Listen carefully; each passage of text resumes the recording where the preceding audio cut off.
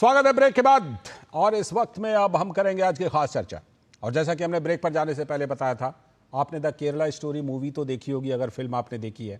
उनमें उस फिल्म में जिन मुद्दों को उठाया गया था, उन मुद्दों की एक एक करके पुष्टि हो रही है। सत्ताधारी पार्टी के नेता अपनी किताब में अब उसकी पुष्टि कर रहे हैं।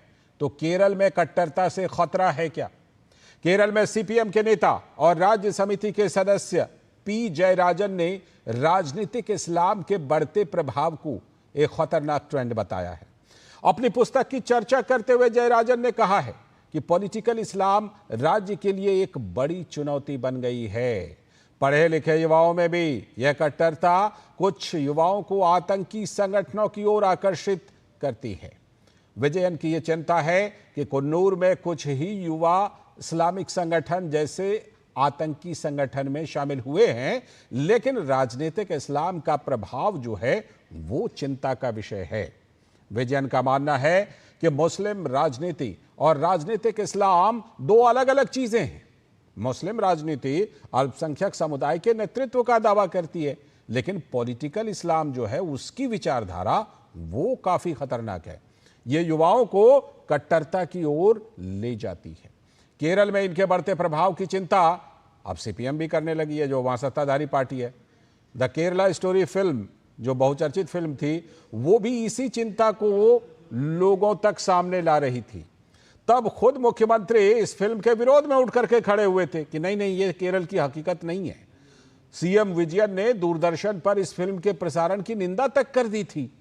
इसराइल और फलस्तीन के बीच जारी जंग के बीच केरल में सबसे ज्यादा प्रदर्शन भी हुए, यहां तक कि हमास के चीफ का संबोधन भी करवा दिया गया। लेकिन हैरानी की बात तो यह है कि भारत सरकार के स्टैंड से बिल्कुल अलग कांग्रेस और कांग्रेस की नेता प्रियंका गांधी वाड्रा ने फलस्तीन के समर्थन में जोरदार अभियान चलाया है। तो क्या सिर्फ वायनाड इलेक्शन जीतने के लिए ही प्रियंका मजहबी कट्टरता फैलाने वाले के साथ हो गई? इस तुष्टीकरण की सियासत के बीच पॉलिटिकल इस्लाम पर सीपीएम नेता पी जयराजन की चिंता पर गौर करने की जरूरत तो बनती है, क्योंकि ये एक गंभीर मुद्दा है। तो ये गंभीर मुद्दा है जिस पर की विचार करने की जरूरत है। और कहते हैं कि हकीकत जो है वो छुपती नहीं है, और कहीं ना कहीं जो सत्ताधारी पार्टी के ये बड़े नेता हैं जयराजन, इनकी किताब की चर्चा करते हुए जो इन्होंने बात कही है, उससे ये कहा जा सकता है कि ये बिल्कुल एक हकीकत की तरफ इशारा कर रहे हैं, उसको स्वीकार कर रहे हैं।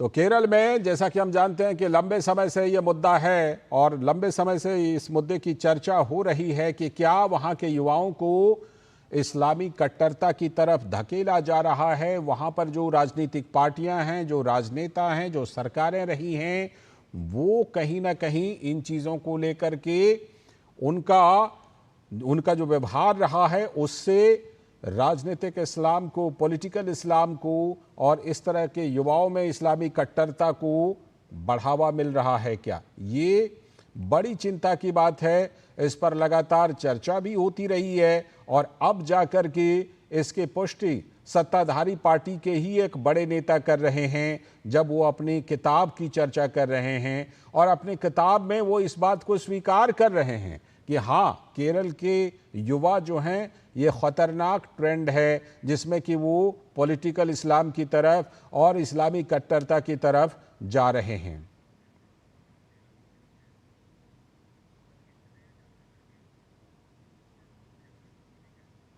तो ये केरल से बड़ी खबर। और जैसा कि हम जानते हैं कि लगातार इस मुद्दे की चर्चा होती रही है, इस मुद्दे की चर्चा लगातार होती रही है कि केरल में क्या वहाँ की जो हकीकत है, वहाँ की जो नीतियाँ रही हैं, वहाँ की सरकारों की नीतियाँ रही हैं, वहाँ की राजनीतिक पार्टियों की, सत्ताधारी पार्टियों की जो नीतियाँ रही हैं, वहाँ के राजनेताओं की जो नीतियाँ रही हैं, क्या उनको इन सब चीज़ के लिए जिम्मेदार माना जाए? क्योंकि कहीं ना कहीं ये पहलू तुष्टीकरण की राजनीति से जाकर के जुड़ता है। तो इस समय इसी पर हमारे साथ खास चर्चा करने के लिए जुड़ रहे हैं हमारे सलाहकार संपादक विनोद मिश्र जी, तो हमारे साथ जुड़ ही चुके हैं।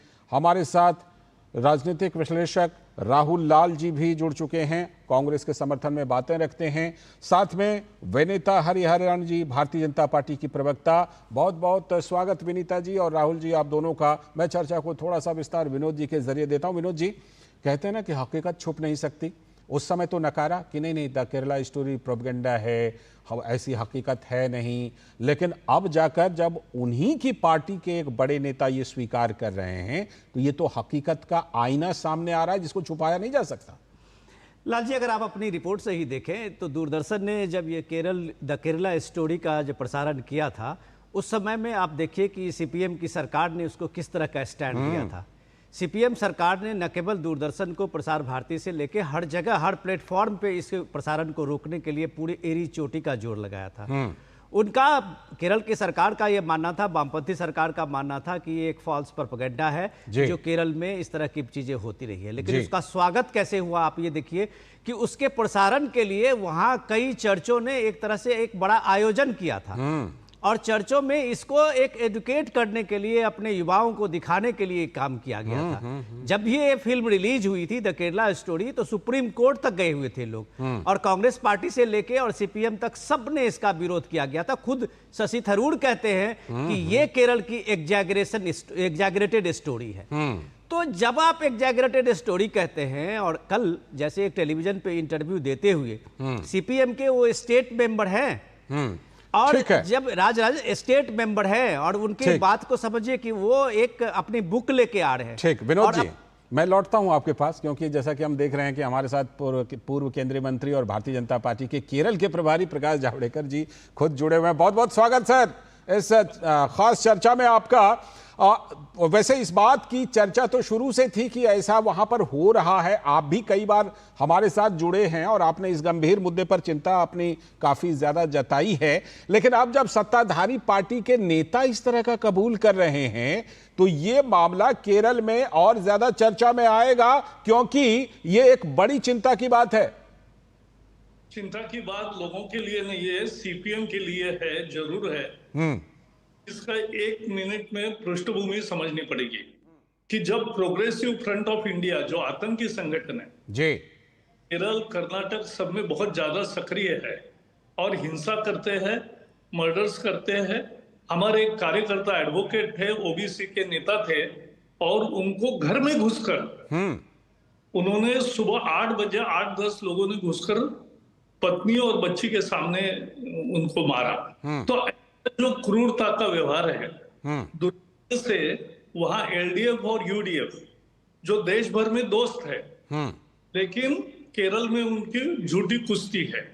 तो ये क्या करते हैं, दोनों ही पीएफआई को जब मोदी जी ने बैन किया तो उसके स्वागत तो समाज ने किया बहुत, और हिंसा से मुक्ति मिलेगी और कार्रवाई भी जोर से शुरू हुई और लेकिन कांग्रेस पार्टी ने एक तरह से उनको प्रोटेक्शन देने का काम शुरू किया।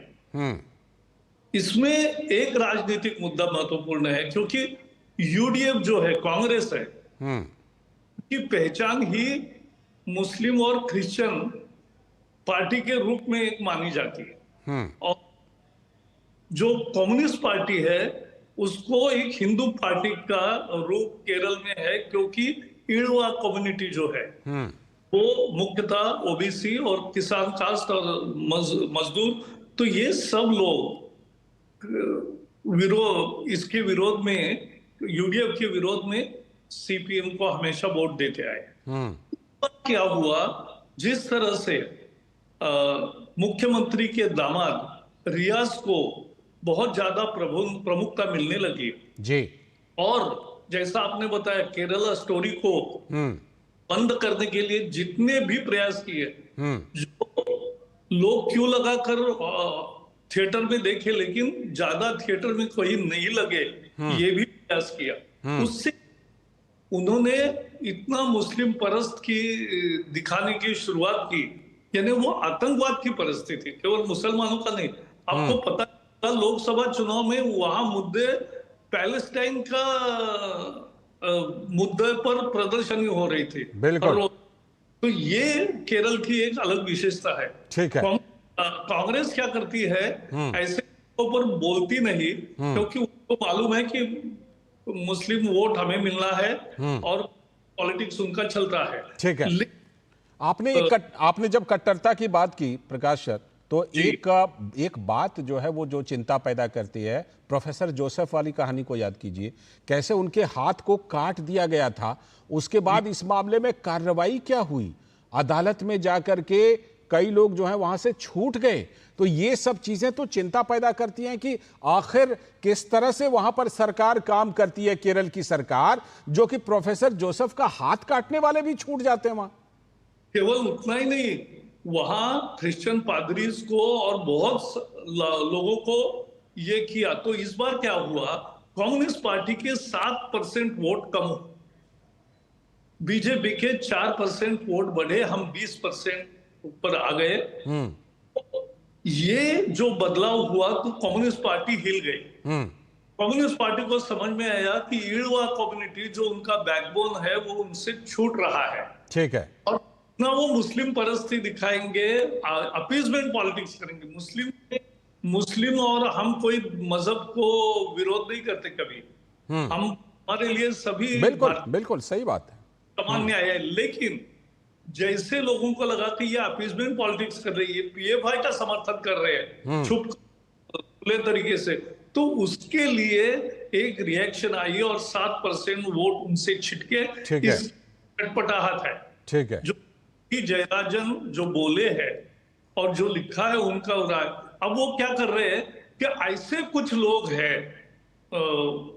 मुस्लिम, इसमें पीएफआई और इसमें जाने वाले और दूसरे देशों में काम करने वाले, आतंकवाद करने वाले, लेकिन उनकी संख्या बहुत कम है और बाकी सब निर्दोष है। तो ऐसा बैलेंसिंग करने का कोशिश कर रहे हैं। लेकिन आज बताता हूं, ये उनका रूप अब लोगों ने देखा है और इसलिए उनसे ये जो छूट गई 7%, वो अगली बार तो 27% भी पूरे निकल जाएंगे। ठीक है। तो ये होने वाला बदलाव है और इसलिए कांग्रेस और उनकी कुश्ती जो होती है वो नूरा कुश्ती है, तो बाकी जगह दोस्त है। तो ये सब अब उनको प्राण संकट है और इसलिए वो इस तरह का अभी। ठीक है, बहुत बहुत धन्यवाद सर जुड़ने के लिए हमारे साथ इस बातचीत में, बहुत बहुत धन्यवाद आपका। तो केंद्रीय मंत्री प्रकाश जावड़ेकर जी हमारे साथ जुड़े थे। और राहुल लाल जी, जो बात अभी केंद्रीय मंत्री भी कह रहे थे और उससे बड़ी बात कि वहां कांग्रेस विपक्ष में है, और इस तरह का जब हकीकत का खुलासा होता है एक विपक्षी पार्टी के तौर पर कांग्रेस का क्या कर्तव्य बनता है, क्या धर्म बनता है? बड़ा अच्छा प्रश्न पूछा है। हालांकि जावड़ेकर साहब चले गए, लेकिन देखिए जो उन्होंने उसके पहले विनोद मिश्र जी या तमाम आपने जो मुद्दे उठाए वहां पे कांग्रेस विपक्ष में है। अब देखिए जो शख्स है जयराजन जी, जो शख्स हैं वो अभी तक पहले तो जो है कि एलडीएफ के जो है वो कोऑर्डिनेटर हुआ करते थे, लेकिन उनके ऊपर अप्रैल में आरोप लगे कि प्रकाश जावड़ेकर के साथ वो मिले और उनके ऊपर लगातार कांग्रेस आरोप लगा रही थी कि बीजेपी नेताओं के साथ उनके साठगांठ की कहानियां थी उनकी। आज तक प्रकाश जावड़ेकर जी भी आपने उनको, हालांकि वो रहते तो अच्छा लगता, लेकिन चलिए कोई बात नहीं, दूसरी प्रतिनिधि है बीजेपी की यहाँ पे। तो अब कांग्रेस तो पहले से ही हमलावर है वहां पे कि जो एलडीएफ है वो उसके कई नेता बीजेपी के साथ मिले हुए हैं। दूसरा पॉइंट जो यहाँ पे उठ रहा है केरला स्टोरी को लेके, ठीक है, केरला स्टोरी में कितनी संख्या बताई? ठीक है, मुझे जल्दी से क्योंकि मुझे प्रोग्राम को वाइंड अप भी करना है, विनीता जी से एक सवाल जरूर लेना चाहूंगा। 32,000 संख्या बताई। ठीक है विनीता जी आगे चल करके केरल में बीजेपी इस लड़ाई को कैसे आगे बढ़ाने वाली है, क्योंकि हकीकत का खुलासा हो रहा है।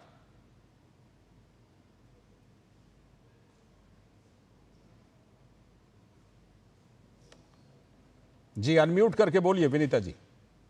हाँ, जो आतंकवाद और हिंसा के बारे में जावड़ेकर जी ने भी इस डिबेट में ही हाईलाइटेड दैट पॉइंट। तो ये बीजेपी का जंग जो है आतंकवाद और हिंसा के खिलाफ होगी, और जो पॉलिटिकल इस्लाम की बात जो कर रहे हैं जयराजन जी अपने किताब में, वो बिल्कुल सही है। जो इस्लाम कन्वर्शन से ज्यादा जो आईसिस में कन्वर्ट हो रहे हैं लोग, जो लड़कियां जो वल्नरेबल लड़कियां हैं उनको पकड़ के आईसिस ठीक में, है। इस्लाम के नाम में आईसिस में कन्वर्ट कर रहे हैं। तो इसी मामले को, इसी मुद्दे को हम हमारी ठीक जंग है। है, इसी मुद्दे को हम जरूर इस पर कभी आपके साथ और विस्तार से चर्चा करेंगे। आज समय की कमी है। बहुत बहुत शुक्रिया विनीता जी, राहुल जी, समय की कमी है। बहुत बहुत शुक्रिया विनीता जी, राहुल जी और विनोद जी, आपका भी जुड़ने के लिए इस चर्चा में। तो इसी के साथ आज के इस वक्त में इतना ही। नमस्कार।